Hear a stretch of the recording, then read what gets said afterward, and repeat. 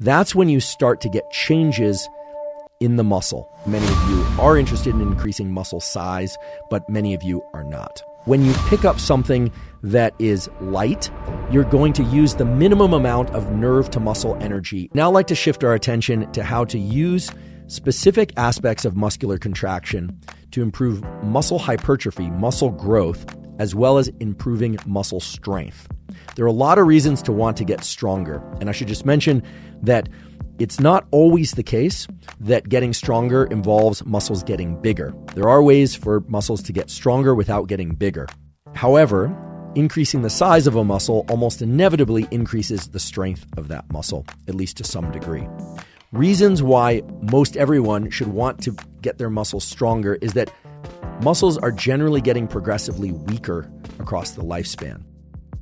So when I say getting stronger, it's not necessarily about being able to move increasing amounts of weight in the gym, although if that's your goal, what I'm about to discuss will be relevant to that, but rather to offset some of the normal decline in strength and posture and the ability to generate a large range of movement safely that occurs as we age. As I mentioned at the beginning of the episode, we just tend to lose function in this neuromuscular system as we get older, and doing things to offset that has been shown again and again to be beneficial for the neuromuscular system, for protection of injury, for enhancing the strength of bones and bone density. So there are a lot of reasons to use resistance exercise that extend far beyond just the desire to increase muscle size.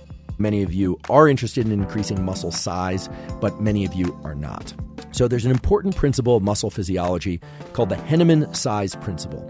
And the Henneman size principle essentially says that we recruit what are called motor units. Motor units are just the connections between nerve and muscle in a pattern that staircases from low threshold to high threshold. What this means is when you pick up something that is light, you're going to use the minimum amount of nerve to muscle energy in order to move that thing.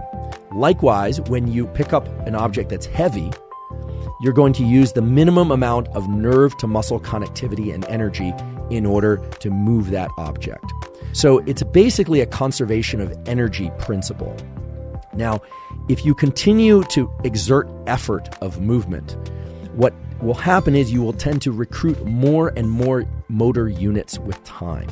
And that process of recruiting more neurons, more lower motor neurons, as if you recall from the beginning of the episode, these lower motor neurons are in our spinal cord and they actually dump a chemical, acetylcholine, on muscle, cause the muscles to contract.